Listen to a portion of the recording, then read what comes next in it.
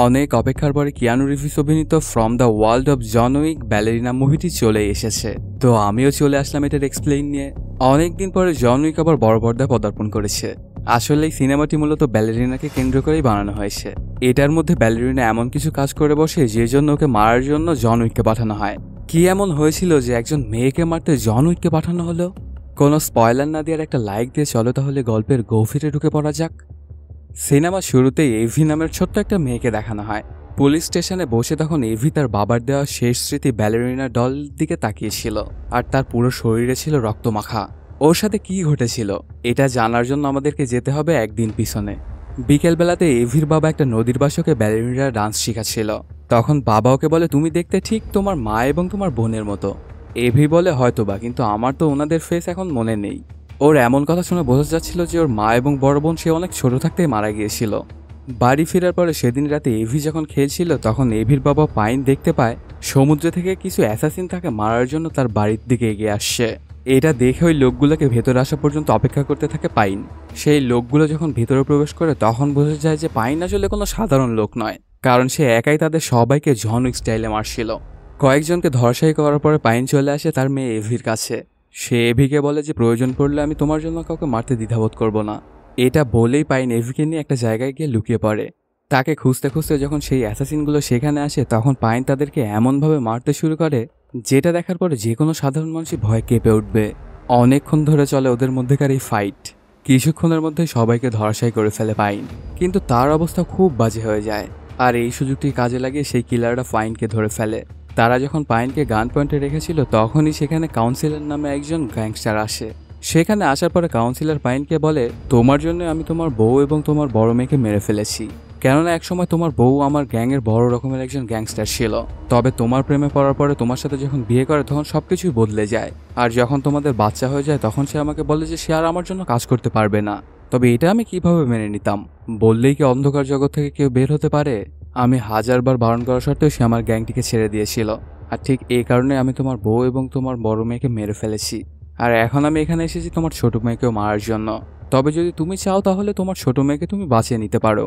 যদি এই বন্দুকটা দিয়ে তুমি নিজেই নিজেকে মেরে ফেলো তাহলে আমি কথা দিলাম যে তোমার ছোট মেয়েকে আমি ছেড়ে দেব। এই কথা বলেই কাউন্সিলর পাইনের দিকে একটা বন্দুক আগিয়ে দেয়। মেয়েকে বাঁচানোর জন্য পাইন যখনই বন্দুকটি নিজের মাথায় লাগায় ঠিক তখনই এভি পাশ থেকে এই ব্যাপারটা দেখে বাবা বলে চিৎকার করে ওঠে। এভিকে দেখা মাত্রই কাউন্সিলরের লোকেরা তার দিকেই যেতে থাকে ওকে ধরার জন্য। তবে সাথে সাথে ওদের সবাইকেই মারতে শুরু করে পাইন। চোখের পলকেই ওদের সবাইকেই মেরে ফেলে পাইন। এখানকার অবস্থা অনেক খারাপ দেখে কাউন্সিলর তৎক্ষণাৎ সেখান থেকে পালিয়ে যায়। সেখানে থাকা সবাইকে মেরে পাইন চলে আসে এভির কাছে। তারপর পরই বাড়ির ভেতরে একটা ধামাকা লাগিয়ে পাইন যখন এভিকে নিয়ে বাইরে যাচ্ছিল তখনই কাউন্সিলরের কিছু লোকজন ওকে গুলি করে বসে। ওর গায়ে গুলি লাগার পরও সে এভিকে নিয়ে সেখান থেকে পালিয়ে যায়। ওরা সেখান থেকে বের হওয়ার পরপরই বিল্ডিংয়ে অনেক বড় একটা ধামাকা হয় এবং পুরো বিল্ডিংয়ে ধুলোর সাথে মিশে যায়। এই ধামাকাটায় কাউন্সিলর বাদে তার সব লোকই মারা যায়। এভিকে নিয়ে নদীর পাড়ে আসার পরে পাইনের অবস্থা আস্তে আস্তে খারাপ হতে থাকে। এক পর্যায়ে মারা যায় পাইন। ওর চোখের সামনে ওর বাবা মারা গেল, কিন্তু সে কিছুই করতে পারল না। তারপর পরই কাহিনীটি শিফট হয়। দেখা যায় এভিকে তার বাবার বডির সাথে নিয়ে আসা হয় পুলিশ স্টেশনে। সেখানে এভি যখন মন খারাপ করে বসেছিল তখন তার কাছে ওয়েস্টার্ন চলে আসে। তোমরা যারা জন উইক মুভিগুলো দেখেছো তারা কন্টিনেন্টাল হোটেলের ম্যানেজার ওয়েস্টার্নকে তো চিনেই থাকবে। ওয়েস্টার্ন এসে এভিকে বলে যে তোমার বাবার সাথে যা যা হয়েছে এটা শোনার পরে আমার খুব কষ্ট লেগেছে। তুমি হয়তো বা জানো না, তবে তোমার বাবাও আমাদেরই একজন ছিল। যেহেতু এই পৃথিবীতে তোমার আর কেউ নেই তাই আমি চাচ্ছি তোমার বাবার মতো তুমিও আমাদের ফ্যামিলিতে যোগ দাও, যাতে করে আমরা তোমার দেখাশোনার পাশাপাশি তোমাকে ট্রেনিং করতে পারি। কিছুক্ষণ চিন্তা করার পরে এভি চলে যায় ওয়েস্টার্নের সাথে। এভিকে নিয়ে ওয়েস্টার্ন চলে আসে ডিরেক্টরের কাছে। তোমরা যারা জন উইক 3টা দেখেছো তারা তো ডিরেক্টরকে খুব ভালোভাবে চিনে থাকবে। এভিকে দেখার পর ডিরেক্টর বলে, তোমার বাবা একজন অনেক ভালো মানুষ ছিল। তুমি হয়তো বা জানো না, কিন্তু সে আমাদের হয়ে কাজ করতো। তোমার মনের মধ্যে এখন কি যাচ্ছে সেটা আমি খুব ভালোভাবে বুঝতে পারছি। তুমি যদি চাও তাহলে ব্যালেরিনা ডান্স শেখার পাশাপাশি তুমি এখানে তোমার বাবার মতো অস্ত্র চালানোও শিখতে পারো। এই কথাটা শোনার পরে এভি ওকে কিছু না বলে বাইরে চলে আসে। বাইরে আসার পরে এভি ওয়েস্টার্নকে বলে যে আমি এখানেই থাকতে চাই। ওর কথাটা শুনে ওয়েস্টার্ন একটা মুচকি হাসি দিয়ে ওর হাতে একটা কন্টিনেন্টাল হোটেলের গোল্ড কয়েন ধরিয়ে দেয়। আর এভিকে বলে, যদি কখনো আমার প্রয়োজন পড়ে তাহলে এই কয়েনটা নিয়ে আমার কন্টিনেন্টাল হোটেলে চলে এসো। এটা বলেই সেখান থেকে চলে যায় ওয়েস্টার্ন। সে ওখান থেকে চলে যাওয়ার পরে ডিরেক্টরের ম্যানেজার বলে যে তোমার বাবা একজন অনেক ভালো ফাইটার ছিল। তখন এভি জিজ্ঞেস করে, আমার বাবা কি জন উইকের মতো ফাইটার ছিল? ম্যানেজার জানায়, হ্যাঁ, ধরতে গেলে প্রায় ওইরকমই ছিল।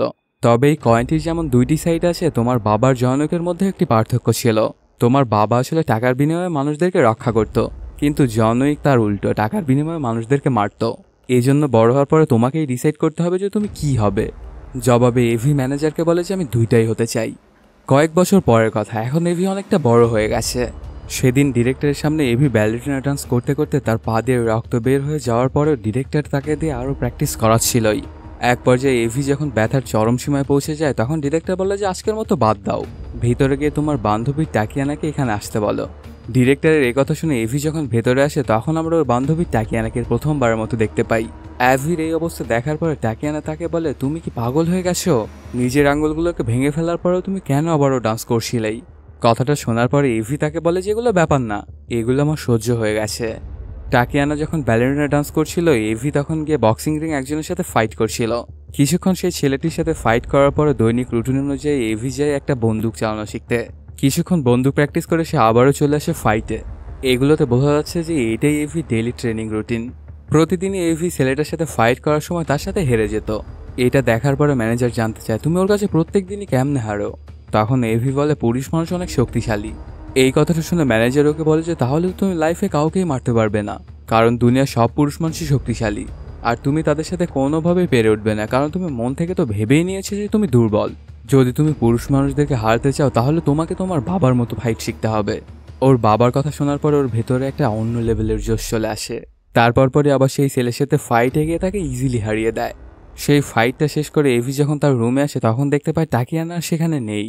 এটা দেখার সাথে সাথে সে সোজা চলে আসে ডিরেক্টরের কাছে আর জানতে চায় যে টাকিয়ানা কোথায়। তখন ডিরেক্টর তাকে বলে যে দেখো, টাকিয়ানা তোমার মতো এত ফাইট করতে জানে না, এর জন্য এই জায়গা ওর জন্য নয়, আর তুমি ওর মতো না, তুমি অনেক ভালো একজন ফাইটার। এই কথাটা শোনার পরে এভি বলে যে আমি যেহেতু অনেক ভালো ফাইটার, তাহলে আমাকে কোনো মিশন দিচ্ছেন না কেন? জবাবে ডিরেক্টর বলে, তোমার এখন আরও 2টা পরীক্ষা বাকি আছে, যদি তুমি এই 2টি পরীক্ষায় উত্তীর্ণ হতে পারো, তাহলে তোমাকে আমরা একটা মিশনে পাঠাবো। এর পরপরই এভিকে নিয়ে চলে আসা হয় একটা পরীক্ষার রুমের মধ্যে এভিকে বসিয়ে তার সামনে একটা খুলে রাখা বন্দুক রাখা হয়। এরপরই তার সামনের চেয়ারে বসানো হয় চাইনিজ অনেক বড় একজন মাফিয়াকে। তাদের দুজনের সামনেই তখন খুলে রাখা একটা বন্দুক রাখা ছিল। তারপর ওরা দুজনেই শুরু করে দেয় বন্দুকটি অ্যাসেম্বল করতে। এভি বন্দুকটি খুব তাড়াতাড়ি ফিটিং করে ফেলে, কিন্তু সে কোনোভাবেই সেই লেডি গ্যাংস্টারকে মারতে পারছিল না। এই ব্যাপারটা দেখে ওই মেয়েটা যখন এভিকে মারতে যাবে, ঠিক তখনই গুলি চালায় এভি। প্রথমবারের মতো কাউকে মারলো এভি। এই ব্যাপারটা অনেক মন খারাপ করে সে বাইরে গিয়ে বসেছিল। ঠিক তখনই সে বাইরে শুনতে পায় অনেক গ্যাঞ্জাম হচ্ছে। তারপর বেলকনিতে গিয়ে বাইরে তাকালে দেখতে পায় বাইরে ডিরেক্টরের সাথে দেখা করতে জন উইক এসেছিল। এই সিনটা আসলে জন উইক 3 থেকে নেওয়া হয়েছে, যে সময়টা জন উইক ডিরেক্টরের সাথে দেখা করতে এসেছিল তখনকার। তার মানে এটাই দাঁড়াচ্ছে যে এই ব্যালেরিনা মুভিটি জন উইক 3 এবং জন উইক 4 এর মধ্যকার টাইম লাইনে প্লেস করা হয়েছে। সেখানে গিয়ে অ্যাভি লুকিয়ে লুকিয়ে দেখতে পায় জন উইকের পিঠে একটা ট্যাটু করে দেওয়া হয়। ওর কাজ শেষ করে জন উইক যখন সেখান থেকে চলে যাচ্ছিল, তখন এভি তার সামনে চলে আসে এবং জন উইককে বলে, তুমি তাহলে বাবা ইয়াগা? তুমি হয়তো বা এটা জানো না যে আমার স্বপ্ন তোমার মতো একজন ফাইটার হওয়া। এই কথাটা শুনে জন উইক বলে যে তোমার এখনো সময় আছে, তুমি এই রাস্তা থেকে চলে যাও। যদি একবার এই রাস্তার মধ্যে ঢুকে পড়ো, তাহলে আর তুমি কখনোই বেরোতে পারবে না, আর তোমার পরিণতি হয়তো বা তোমার বাবার মতোই হবে, কারণ এই রাস্তায় যারা একবার ঢুকে যায় তারা কখনোই পেছনে ফিরতে পারে না। তখন এভি জন উইককে বলে, তাহলে তুমি কেন বেরোওনি? এটা শুনে জন উইক জানায় যে আমি সেটারই চেষ্টায় আছি। এটা বলেই সেখান থেকে চলে যায় জন উইক। এর পরের সিনে আমাদেরকে দেখানো হয় ডিরেক্টরের ম্যানেজার এভির জন্য একটা মিশন নিয়ে আসে। এই মিশনটাই আসলে হতে চলেছে এভির লাইফের প্রথম মিশন। সে এভিকে বলে, তোমাকে একজন অনেক বড় পলিটিশিয়ানের মেয়েকে বাঁচাতে হবে। ওই পলিটিশিয়ানটা গোপন সূত্রের মাধ্যমে জানতে পেরেছে যে আজকের রাতে তার মেয়েকে মারার চেষ্টা করবে একটা গ্যাং। এর জন্য তোমার মিশন এটাই হবে যে তুমি সেখানে থাকা পর্যন্ত ওই মেয়েটির গায়ে যেন একটা ফুলের আঁচও না আসে। যদি তুমি আজকের রাতে ওই মেয়েটিকে বাঁচাতে পারো, তাহলে তুমি আসলেই সত্যিকারের অ্যাসাসিন হয়ে উঠবে। এটা বলেই ম্যানেজার সব ডিটেলস দিয়ে দেয় এভিকে। আর সন্ধ্যার দিকে এভি চলে আসে একটা নাইট ক্লাবে। সেখানে এসে একটু খোঁজাখুঁজি করতেই দেখতে পায় ওই মেয়েটিকে। দূর থেকে এভি ওই মেয়েটার ওপর নজর রাখছিল। তার পরপরই এভি লক্ষ্য করে দেখতে পায় যে একটা চাইনিজ গ্যাং ওকে মারার জন্য ওর দিকে এগিয়ে যাচ্ছে। এটা দেখার পরই এভি সেখানে চলে যায়। ওদের মধ্যে শুরু হয়ে যায় ফাইট। সে একটা মেয়ে হয়েও এতগুলো ছেলের সাথে একাই ফাইট করছিল। প্রথমে এভি কিছুটা মার খেলেও পরে সে ঘুরে দাঁড়ায়। সে একাই ওই চাইনিজ মাফিয়াদের হাড়গুড় ভেঙে দিতে শুরু করে। কিছুক্ষণের মধ্যে এভি সেখান থেকে সবাইকে মেরে ওই মেয়েটিকে নিয়ে চলে আসে। তার আজকের কাজটি দেখার পরে ডিরেক্টর বুঝে যায় যে এভি এখন প্রস্তুত হয়ে গেছে। এর পরপরই এভির পিঠে একটা ট্যাটু আঁকানো হয়। আসলে এদের যে ফ্যামিলিটা আছে এটা তারই সিম্বল। এখান থেকে সিনটা শিফট হয় 2 মাস পরে। সেদিন এভি আহত অবস্থায় একটা আয়নার সামনে দাঁড়িয়েছিল। নিজের শরীর থেকে একটা গ্লাসের টুকরা বের করে সে একটা লোকের ছবি ওঠায় এবং কাউকে পাঠিয়ে দেয়। ছবিটা তুলেই এভি তার ক্লায়েন্টকে পাঠায়, আর সাথে সাথে তার ব্যাংক অ্যাকাউন্টে $7,50,000 চলে আসে। এভি যখন সেখান থেকে বেরিয়ে যাচ্ছিল তখন দেখা যায় পুরো বিল্ডিংয়ে লাশ দিয়ে ছড়াছিটা। এই কাহিনীটার মাধ্যমে এটাই বোঝা যাচ্ছে যে এভিও এখন অনেক ভালো একজন অ্যাসাসিন হয়ে উঠেছে। তারপর সেখান থেকে গাড়ি নিয়ে যখন এভি চলে যাচ্ছিল ঠিক তখন একটা গ্যাংস্টার এসে এভির গাড়িটাকে ধাক্কা দেয়। তারপরই শুরু হয়েছে ওদের দুজনের মধ্যেকার ফাইট। কেউই যেন কারো চাইতে কম নয়। কিছুক্ষণ ওদের মধ্যেকার ফাইট চলার পরে এভি ধরাশায়ী করে ফেলে সেই লোকটাকে। ওকে মারার পরে এভি যখন সেখান থেকে চলে যাচ্ছিল তখন তার চোখ গিয়ে পড়ে ওই লোকটার হাতের দিকে। ওই লোকটার হাতে একটা ট্যাটু দেখতে পায় এভি। এটা দেখে ওর মনে পড়ে যায় ওর বাবাকে যারা মারতে এসেছিল তাদের হাতেও ঠিক এমনই ট্যাটু ছিল। এটা বোঝার সাথে সাথে সেই হাতটাকে নিয়ে এভি চলে আসে সোজা ডিরেক্টরের কাছে। ট্যাটুটিকে দেখে এসে ডিরেক্টরের কাছে জানতে চায় এটা কোন গ্যাংয়ের। তবে ডিরেক্টর তাকে কোনো তথ্যই দেয় না। ডিরেক্টর তাকে শুধুমাত্র এইটুকুই বলে, দেখো তারা মানুষরূপী জানোয়ার, তুমি আমার মেয়ের মতো, এই জন্যই বলছি তুমি ওদের সাথে পাঙ্গা নিও না। আমরাও কখনো তাদের রাস্তায় বাধা দেই না, তারাও কখনো আমাদের রাস্তায় বাধা দেয় না।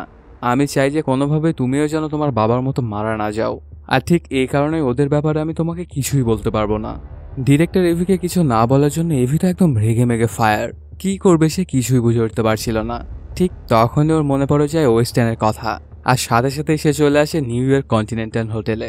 হোটেলের মধ্যে ঢুকে এভি বলে যে আমি ম্যানেজারের সাথে দেখা করতে চাই। কথাটি শোনার পরে সে এভির কাছ থেকে পাসওয়ার্ডটি চায়। খুব সুন্দরভাবে সেটা বলে দেয় এভি, আর সাথে সাথে ওকে নিয়ে আসা হয় ম্যানেজারের কাছে। এত বছর পরে এভিকে দেখে ওয়েস্টার্ন তো অনেক খুশি। তখন ওয়েস্টার্ন এভিকে বলে যে তোমার কি এমন প্রয়োজন পড়লো যে আমার সাথে দেখা করতে আসলা তুমি। তখন এভি তাকে বলে যে যাদের হাতে এক্সের ট্যাটু আছে ওরা আসলে কোন গ্যাংয়ের। কথাটি শোনার পরে ওয়েস্টার্ন বলে দেখো ওরা কিন্তু অনেক ডেঞ্জারাস। আমি এটা কোনোভাবেই চাই না যে ওদের সাথে শুধু তুই পাঙ্গা নিতে গিয়ে তুমি মারা যাও। ওয়েস্টার্নের মুখে এমন কথা শুনে এভি তার থেকে পাওয়া গোল্ড কয়েনটি তাকেই দিয়ে দেয়। গোল্ড কয়েনটি দেখার পরে ওয়েস্টার্ন বুঝতে পারে এভির ব্যাপারে অনেক সিরিয়াস। এটা বোঝার পরে ওয়েস্টার্ন বলে যে ওরা আসলে কারা বা কি করে এটা সম্পর্কে তোমাকে আমি সব তথ্য ঠিকঠাকভাবে দিতে পারবো না। যদি আমি এটা করি তাহলে আমাকে হাই টেবিল একদম মেরেই ফেলবে। আমি শুধুমাত্র ওদের গ্যাংয়ের একজন লোকের ঠিকানা তোমাকে দিতে পারি, আর এরপরে সেই লোকটিকে ধরে তোমাকে ওর মুখ থেকে সবকিছু বের করে নিতে হবে। আমি যতদূর জানি যে পাশের শহরের কন্টিনেন্টাল হোটেলে সেই লোকটি এখন আছে। এটা বলতে বলতে ওয়েস্টার্ন হাই টেবিলের কন্ট্রোল রুমে কল করে। তারপর ওয়েস্টার্ন সেই কন্টিনেন্টাল হোটেলের ওই গেস্টটা সম্পর্কে জানতে চায়। তারপর সেখান থেকে সেই গেস্টটি সম্পর্কে সকল ইনফরমেশন দিয়ে দেওয়া হয় ওয়েস্টার্নকে। লোকটির নাম ছিল ড্যানিয়েল, আর ড্যানিয়েলের মাথায় তখনও 2 মিলিয়ন প্রাইজ মানি ছিল। ওয়েস্টার্নের থেকে সেই লোকটি সম্পর্কে সবকিছু জানার পরে এভি চলে আসে পাশের সেই কন্টিনেন্টাল হোটেলে। এভি যখন সেই কন্টিনেন্টাল হোটেলে এসে পৌঁছে তখন দেখা যায় একটা মেয়ে এবং তার কিছু লোকজন ওর উপরে নজর রাখছে। রিসিপশনে গিয়ে এভি যখন একটি রুম বুক করে তখন সেই মেয়েটি অন্য আরেকজন লোককে জানায়, একটু ওয়েট করো, আমার মনে হচ্ছে এই মেয়েটিও ড্যানিয়েলকেই মারতে এসেছে। দেখা যায় ড্যানিয়েলকে মারার জন্য অন্য বিল্ডিং থেকে স্নাইপার তাক করে রেখেছিল একজন লোক। যখন এভি ড্যানিয়েলের পাশের রুমটা বুক করে তখন সেই মেয়েটি বুঝে যায় যে হয়তো বা ড্যানিয়েলকে মারতে এই মেয়েটি এসেছে। কিছুক্ষণের মধ্যে দেখা যায় যে ওই মেয়েটির ধারণাটাই ঠিক, কারণ মেয়েটির স্নাইপার দেখতে পায় এভি তার রুমের মধ্যে ঢুকে জানালাটা খুলে দেয়াল বেয়ে বেয়ে আস্তে আস্তে ড্যানিয়েলের রুমের দিকেই ঢুকতে চলেছে। এভি যখন ড্যানিয়েলের রুমে ঢুকে যায় তখন দেখতে পায় ওর ছোট্ট মেয়েটিকে। এভিকে দেখে সেই মেয়েটি অনেক ভয় পেয়ে যায়। এজন্য এভি যখন সেই মেয়েটিকে শান্ত করছিল ঠিক তখনই ড্যানিয়েল পেছন থেকে চলে আসে এবং বন্দুক তাক করে ওর দিকে। অন্যদিকে দূর থেকে সেই মেয়েটির স্নাইপার যখন দেখতে পায় যে এভি ড্যানিয়েলকে কোনোভাবেই মারছে না, এটা শোনার পরপরই সেই মেয়েটা কল লাগায় কন্টিনেন্টালের কন্ট্রোল রুমে আর বলে যে আমি চাই যে ড্যানিয়েলের প্রাইজ মানি 4 মিলিয়ন করে দেওয়া হোক। সাথে সাথে কাজটি সম্পূর্ণ হয়ে যায়। ড্যানিয়েলকে মারতে পারলে 4 মিলিয়ন প্রাইজ পাওয়া যাবে। এই নিউজটা সব অ্যাসাসিনের কাছেই টেক্সট আকারে চলে যায়। তখন কন্টিনেন্টালের ভেতর থেকে কিছু মাফিয়ারা ড্যানিয়েলকে মারার জন্য তার রুমের দিকে যেতে থাকে। অন্যদিকে এভি যখন ড্যানিয়েলের কাছে এক্সট্যাটুর ব্যাপারে জানতে চায় তখন ড্যানিয়েল তাকে বলে আমি একসময় ওই গ্যাংয়ের হয়ে কাজ করতাম, কিন্তু আমি আমার মেয়ের জন্য সবকিছু ছেড়ে দিয়েছি, আর ঠিক এই কারণে ওই গ্যাংয়ের প্রধান কাউন্সিলর আমাকে মারার জন্য এখানে লোক পাঠিয়েছে। ড্যানিয়েল এই কথাটি বলার পরপরই সেখানে অনেকগুলো লোক চলে আসে ওকে মারার জন্য। সেই লোকগুলো যখন ড্যানিয়েলকে মারার চেষ্টা করে তখন এভি আর ড্যানিয়েল দুজনে মিলে ওদেরকে বেধম মারতে থাকে। ওরা সবাই আসলে $4 মিলিয়ন জন্য ড্যানিয়েলকে মারতে এসেছিল। ড্যানিয়েল যখন সেই লোকগুলোর সাথে ফাইট করছিল তখন এভি তার মেয়েটাকে নিয়ে বাইরে যেতে থাকে, কিন্তু সেই লোকগুলোর সংখ্যা এতটাই বেশি ছিল যে ওরা দুজনে কোনোভাবেই পেরে উঠছিল না। ফাইট করতে করতে ওরা দুজনেই যখন কন্টিনেন্টাল হোটেল থেকে বাইরে বেরিয়ে আসে ঠিক তখনই লিনা এসে এভির মাথায় একটা বাড়ি দিয়ে ওকে অজ্ঞান করে দেয়। এভিকে অজ্ঞান করে সেখান থেকে ড্যানিয়েলের মেয়েকে নিয়ে ওরা চলে যায়। অন্যদিকে দেখা যায় ড্যানিয়েল তখনও লিনার লোকদের সাথে ফাইট করেই যাচ্ছিল। ঠিক তখনই কন্টিনেন্টাল হোটেলের গার্ডরা সেখানে চলে আসে। এরপর হোটেল কন্টিনেন্টালের সিকিউরিটি গার্ডরা সেখানে থাকা সবাইকেই ধরে ফেলে। অন্যদিকে লিনা কাউন্সিলরকে ফোন করে বলে, আমি ড্যানিয়েলকে মারতে না পারলেও তার মেয়েকে ধরে নিয়ে এসেছি। কাউন্সিলর তখন লিনার কাছে জানতে চায় যে ড্যানিয়েলের সাথে যে মেয়েটি ছিল ওই মেয়েটি কোথায়। লিনা তখন বলে সেই মেয়েটিকে কন্টিনেন্টালের সিকিউরিটি গার্ডরা ধরে নিয়ে এসে। এর পরের সিনে আমরা দেখতে পাই এভি সহ যারা যারা কন্টিনেন্টালের ভেতরে ড্যানিয়েলকে মারার চেষ্টা করেছে সবাইকে লাইনে দাঁড় করানো হয়েছে। সবাইকে যে মেরে ফেলবে এটা বোঝার পরে এভি বলে যে দেখুন, আমি ড্যানিয়েলকে মারতে আসিনি এখানে, আমি তাকে বাঁচানোর চেষ্টাই করেছিলাম। এটা শোনার পর এভিকে বাদ দিয়ে সেখানে থাকা সবাইকেই মেরে ফেলা হয়। তারপর পরে ম্যানেজার এভিকে বলে যে তুমি যদিও ড্যানিয়েলকে মারতে চাওনি, তারপরেও তুমি কন্টিনেন্টাল হোটেলের মধ্যে ফাইট করেছো, আর ঠিক এই কারণে কন্টিনেন্টাল হোটেল থেকে তোমাকে সারা জীবনের জন্য ব্যান করে দেওয়া হলো। তারপর পরে এভি সেখান থেকে বেরিয়ে চলে আসে তার পুরনো বন্ধু ফ্র্যাঙ্কের কাছে। সেখানে এসে ফ্র্যাঙ্কে সেই ট্যাটুটি দেখায় এভি। তখন ফ্র্যাঙ্ক বলে, ট্যাটু সম্পর্কে আমি তোমাকে কিছুই বলতে পারবো না, যদি ওরা জানতে পারে তাহলে আমাকে একদম মেরেই ফেলবে। কথাটা শোনার পর এভি বলে, আচ্ছা ঠিক আছে, তোমার বলা লাগবে না, কিন্তু আমাকে কিছু বন্দুক দাও। এটা শুনে ফ্র্যাঙ্ক এভিকে নিয়ে আসে বন্দুকের গোডাউনে। এভি যখন নিজের জন্য বন্দুক পছন্দ করছিল ঠিক তখনই সেখানে কাউন্সিলরের লোকজন চলে আসে। অনেকক্ষণ ফাইট করার পর এভি আর ফ্র্যাঙ্ক মিলে ওদের সবাইকেই মেরে ফেলে। ওদের এই মারামারিতে ফ্র্যাঙ্কের বন্দুকের দোকানের একদম 12টা বেজে যায়। এই জন্য ফ্র্যাঙ্ক রেগে মেগে এভিকে বলেছে, আমি বলেছিলাম যে ওদের সম্পর্কে আমি তোমাকে কিছুই বলবো না, কিন্তু হারামিগুলোর জন্য আমার পুরো ব্যবসায় শেষ হয়ে গেছে। এজন্য ওরা কোথায় থাকে এবং কী করে আমি সবকিছুই তোমাকে খুলে বলবো। কাউন্সিলর আসলে তার গ্যাংকে ডেনমার্কের একটা শহর থেকে পরিচালনা করে। ডেনমার্কের এই শহরটায় কাউন্সিলরের পারমিশন ছাড়া একটা পাখিও ঢুকতে পারে না। কাউন্সিলরের লোকেশন পাওয়ার পরপরই এভি সেখান থেকে অনেকগুলো অস্ত্র নিয়ে বেরিয়ে পড়ে। কয়েক ঘন্টার জার্নি শেষে পরদিন সকালবেলাতে অ্যাভি পৌঁছে যায় সেই শহরের কাছাকাছি একটা জায়গায়। ঠিক তখন একটা ওয়াচ টাওয়ার থেকে কাউন্সিলরের লোক ওকে দেখে ফেলে। আস্তে আস্তে অ্যাভি যখন সেই শহরটার মধ্যে ঢুকছিল তখনই তার কাছে কল আসে ডিরেক্টরের। ডিরেক্টর অনেক রাগান্বিত স্বরে বলে যে আমি তোমাকে বারণ করেছিলাম না ওর পিছনে লাগতে, তুমি আমার কথা না শুনে অনেক বড় একটা ভুল করে ফেলেছ। আজকের পর থেকে আমাদের সাথে তোমার কোনো প্রকার কোনো সম্পর্ক নেই। এটা বলেই অনেক রাগান্বিত হয়ে ফোনটা রেখে দেয় ডিরেক্টর। তারপর পরে এভি চলে আসে সেই শহরে। গাড়ি থেকে নেমে এভি চলে আসে পাশের একটা কফি শপে। অ্যাভি যখন সেই কফি শপটার মধ্যে এসে পদার্পণ করে ঠিক তখনই সেখানে থাকা সবাই বাইরে বেরিয়ে যায়। আর কিছুক্ষণের মধ্যে কাউন্সিলরের লোকেরা সেই পুরো কফি শপটি ঘিরে ফেলেছে। তারা যখন অ্যাভিকে মারতে আসে তখন এখানে দুর্দান্ত একটা ফাইট হয় ওদের মধ্যে। অ্যাভি তার হাতের কাছে যা পাচ্ছিল তাই দিয়ে ওদেরকে মারছিল। এক পর্যায়ে সেই কফি শপের শেপেরাও অ্যাভির ওপর আক্রমণ করে বসে, কিন্তু কোনোভাবেই অ্যাভির তারা কিছুই করতে পারছিল না। কিছুক্ষণের মধ্যে সেখানে থাকা সবাইকেই ধরাশায়ী করে ফেলে অ্যাভি। তারপর অ্যাভি যখন কফি শপটা থেকে জীবিত বেরিয়ে যায় তখন ওয়াচ টাওয়ার থেকে ওই লোকটা ওকে দেখে ফেলে। সাথে সাথেই সে কাউন্সিলরের সাথে কন্ট্যাক্ট করে এবং সবকিছু খুলে বলে যে তারা কফি শপে যতগুলো লোক পাঠিয়েছিল সবাইকেই মেরে দিয়েছে অ্যাভি। এই কথাটা শোনার সাথে সাথে কাউন্সিলর গোটা শহরে রেড অ্যালার্ট জারি করে দেয়। সে সবাইকে জানিয়ে দেয় যে বাহির থেকে আমাদের শহরে একটা মেয়ে ঢুকে পড়েছে, তাকে দেখা মাত্রই যেন ওকে মেরে ফেলা হয়। এই অ্যানাউন্সমেন্টটা শোনার পরে শত শত লোক অ্যাভিকে মারার জন্য পিছু নয়। আসলে কেউই কারো চাইতে কম নয়। অ্যাভি ওদেরকে ধীরে ধীরে মারতে মারতে কাউন্সিলরের বাড়ির উদ্দেশ্যে রওনা করে। কোনোভাবেই কাউন্সিলরের লোকেরা অ্যাভিকে থামাতে পারছিল না। মারামারির এক পর্যায়ে লিনা অ্যাভিকে ধরে ফেলে। তারপর পরে লিনা অ্যাভিকে ধরে নিয়ে চলে আসে কাউন্সিলরের কাছে। অ্যাভির জ্ঞান ফেরার পরে কাউন্সিলর ওকে বলে যে আমি তোমার কী ক্ষতি করেছি যে তুমি আমার পেছনেই লেগে গেছো। জবাবে অ্যাভি তখন বলে তুমি আমার বাবাকে মেরে ফেলেছো। তুমি একটু মনে করে দেখো, তোমার গ্যাং থেকে পাইন নামের একজন লোক পালিয়ে গিয়েছিল আজ থেকে 12 বছর আগে, আর তুমি তোমার পুরো গ্যাং নিয়ে গিয়ে সেখানে আমার বাবাকে মেরে ফেলেছিলে, আর আমি হলাম পাইনের সেই ছোট্ট মেয়ে। এই কথাটা শুনে তো কাউন্সিলর একদম চমকেই ওঠে। তখন কাউন্সিলর বলছে, ও আচ্ছা, তাহলে লিনা তোমার বড় বোন। আমি তোমার বাবাকে মিথ্যা কথা বলেছিলাম। আমি তাকে বলেছিলাম যে তার বউয়ের সাথে তার বড় মেয়েকেও আমি মেরে ফেলেছি, কিন্তু লিনাকে আমি না মেরে আমার কাছেই রেখে দিয়েছিলাম। তবে তুমি হয়তো বা জানো না যে আমার কাছে আইন সবার জন্যই সমান। তোমার বাবা আমার গ্যাং থেকে চলে গিয়েছিল, এই জন্যই তাকে মরতে হয়েছে। আর তুমি যে ড্যানিয়েলের সঙ্গে দেখা করেছো সে কিন্তু আমার ছেলে হয়, এটা কি তুমি জানো? ড্যানিয়েল তার ছোট্ট মেয়েটির জন্য এই গ্যাং থেকে পালিয়ে যেতে চেয়েছে, আর ঠিক এই কারণে সে যদিও আমার ছেলে তারপরে ওকে মারতে আমি লোক পাঠিয়েছিলাম। সেখান থেকে এভিকে সবকিছু জানানোর পরে কাউন্সিলর চলে আসে বাহিরে এবং লিনাকেও সবকিছু খুলে বলে এভি আসলে তোমার ছোট বোন। এই কথাটা শোনার পরে লিনা যেন আকাশ থেকে পড়ে, আর কিছুতেই সে বিশ্বাস করতে চায় না যে অ্যাভি তার ছোট বোন। অ্যাভিকে নিয়ে তারা দুজনে যখন তর্ক বিতর্ক করছিল ঠিক তখনই ভেতর থেকে গুলির আওয়াজ আসে। ওরা পিছে তাকানোর পরে দেখতে পায় এভি সেখান থেকে পালিয়ে যাচ্ছে। এটা দেখার সাথে সাথে এভিকে ধরার জন্য লিনা তাকে ধাওয়া করতে শুরু করে। এর পরপরই দুই বোনের মধ্যে দুর্দান্ত একটা ফাইট দেখতে পাওয়া যায়। কিছুক্ষণ ফাইট করার পরে এভি লিনাকে গান পয়েন্টে নিয়ে আসে। তখনই লিনা বলে ওঠে, কাউন্সিলর বলল যে তুমি নাকি আমার ছোট বোন। এই কথাটি শোনার সাথে সাথেই অনেক ইমোশনাল হয়ে যায় অ্যাভি আর বন্দুকটি নিচে নামায়। তখন বলে, বাবা আমাকে বলেছিল যে মায়ের সাথে নাকি তোমাকেও মেরে ফেলেছে কাউন্সিলর, কিন্তু কাউন্সিলর তোমাকে না মেরে তার কাছেই রেখে দিয়েছিল। ওর মা এবং বাবাকে যে কাউন্সিলরে মেরে ফেলেছে এটা শোনার পর তো রিলাও অনেক রাগ করে। তারপর ওরা ঠিক করে ফেলে যে ওরা দুই বোন মিলে কাউন্সিলরকে মেরে ফেলবে, তাদের বাবা মাকে মারার বদলা নিবে ওরা। সাথে সাথে ওরা দুজনেই চলে আসে কাউন্সিলরকে মারার জন্য, কিন্তু এই ব্যাপারটা আগে থেকেই বুঝে গিয়েছিল কাউন্সিলর, আর ওদের জন্য একটা ফাঁদ পাতে। সেই ফাঁদেই পাড়া দেয় ওরা দুইজনই। সেখান থেকে কোনোভাবে অ্যাভি বেঁচে গেলেও গুরুতরভাবে আহত হয়ে যায় লিনা। আর কিছুক্ষণের মধ্যেই তার বাবার মতো তার বড় বোন লিনাও তার চোখের সামনেই মারা যায়। সে কিছুই করতে পারে না। চোখের সামনে দুইজন আপনজনকে হারিয়ে অ্যাভি তো তখন পুরো সাইকো হয়ে ওঠে। হাতে একটা তলোয়ার নিয়ে সে কচুকাটা করতে শুরু করে সবাইকে। এতগুলো মানুষের জন্য অ্যাভির কাছে কিছুই না। আর ওর এমন রূপ দেখে কাউন্সিলরও তো ভয়ে কেঁপে ওঠে। সে এতটাই ভয় পেয়ে গিয়েছিল যে সে কল লাগায় ডিরেক্টরকে। সে ডিরেক্টরকে বলতে থাকে যে তোমার সাথে তো আমার ডিল হয়েছিল যে তুমি কোনোদিনও আমার রাস্তায় আসবে না, কিন্তু তোমার দলের একজন সদস্য আমার শহরে ঢুকে আমার শহর পুরো তছনছ করে ফেলছে।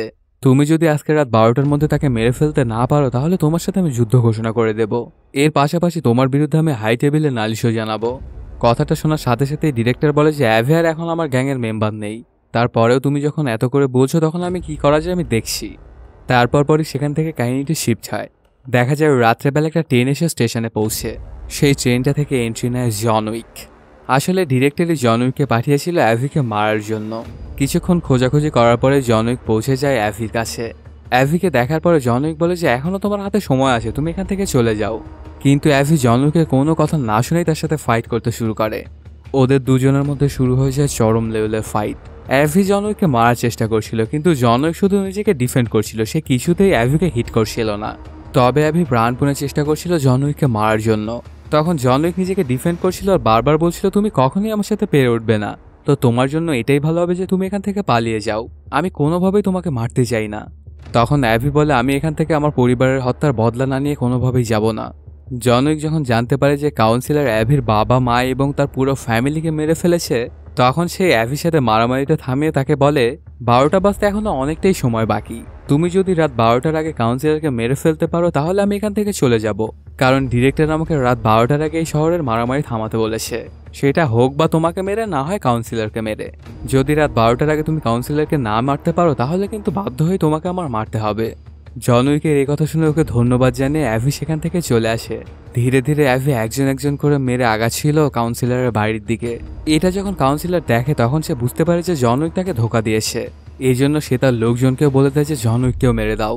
অ্যাভি হাতের কাছে যা পাচ্ছিল সেগুলো দিয়েই কাউন্সিলরের লোকদেরকে কুত্তা মারা মারছিল। আর উপর থেকে একটা স্নাইপার হাতে নিয়ে জন উইক নজর রাখছিল অ্যাভির ওপর। তারপরই দেখা যায় কাউন্সিলরের ডান হাতে একটা ফায়ার গান নিয়ে অ্যাভিকে মারার চেষ্টা করছিল। এটাতে অ্যাভির অনেক বাজে অবস্থা হয়ে যায়। ঠিক তখনই জন উইক স্নাইপার দিয়ে শট করে মেরে দেয় ওই ডান হাতকে। এরপরে অ্যাভি ধীরে ধীরে আবারও সেই কাউন্সিলরের বাড়ির দিকে আগাতে শুরু করে। অবস্থা অনেক খারাপ দেখে তখন কাউন্সিলর ড্যানিয়েলের মেয়েকে নিয়ে সেখান থেকে পালিয়ে যাওয়ার চেষ্টা করতে শুরু করে। ঠিক তখনই সেখানে এভি চলে আসে এবং গুলি করে ওকে বাইরে আসতে বাধ্য করে। গাড়ি থেকে নেমেই কাউন্সিলর বলে দেখো এভি, তোমার মাও কিন্তু আমার জন্যই কাজ করতো, সেই হিসেবে ধরতে গেলে কিন্তু তুমিও আমার ফ্যামিলির মতোই। তুমি যদি চাও তাহলে আমি সবকিছু ভুলে গিয়ে তোমাকে আমার ফ্যামিলিতে নিয়ে নেব। এটা শোনার সাথে সাথে অ্যাভি তার মাথায় একটা গুলি করে বসে। মারা যায় কাউন্সিলর। দূর থেকে স্নাইপার দিয়ে ব্যাপারটা দেখে নেয় জন উইক। তখন সে ঘড়িতে তাকিয়ে দেখতে পায় এখনো কিছুটা সময় বাকি রয়েছে 12টা বাজতে। 12টা বাজার আগেই যে অ্যাভি কাউন্সিলরকে মেরে ফেলেছে এটা দেখে জন উইক সেখান থেকে চলে যায়। তারপরই অ্যাভি চলে আসে ড্যানিয়েলের মেয়েকে নিয়ে তার কাছে। সেখানে ওর মেয়েকে রেখেই চলে যায় অ্যাভি। এর পরপরই কাহিনীটি শিফট হয়ে একটা ব্যালেরিনা ডান্সের প্রোগ্রামে চলে আসে। আসলে অ্যাভি এখানে এসেছিল তার বান্ধবীর টাকিয়ানার ডান্স দেখতে। এভি যখন দাঁড়িয়ে দাঁড়িয়ে তার বান্ধবীর টাকিয়ানার ডান্সটা উপভোগ করছিল, ঠিক ওই সময় কেউ একজন হাই টেবিলে কন্ট্রোল রুমে কল দেয় আর অ্যাভিকে মারা কন্ট্যাক্ট দেয়, যেটাতে $5 মিলিয়ন দিতে চায়। এই মেসেজটা সব অ্যাসাসিনের কাছেই চলে যায়। তো অ্যাভিও যেহেতু একটা অ্যাসাসিন, তো সেই মেসেজটা তার কাছেও আসে। সেটা দেখার পরপরই অ্যাভি সেখান থেকে চলে যায়। এর মাধ্যমে এইটা বোঝানো হয়েছে যে হয়তো এই সিনেমাটির পার্ট 2 বের হবে, আর এর মাধ্যমেই শেষও হয়ে যায় সিনেমাটি। তো বন্ধুরা, কেমন লাগলো আজকের এই এক্সপ্লেইনটি জানাতে কমেন্ট করো। আর যদি এখনও চ্যানেলটি সাবস্ক্রাইব না করে থাকো তাড়াতাড়ি সাবস্ক্রাইব করে নাও। দেখা হচ্ছে নতুন কোনো ভিডিওতে। Till then, সায়োনারা।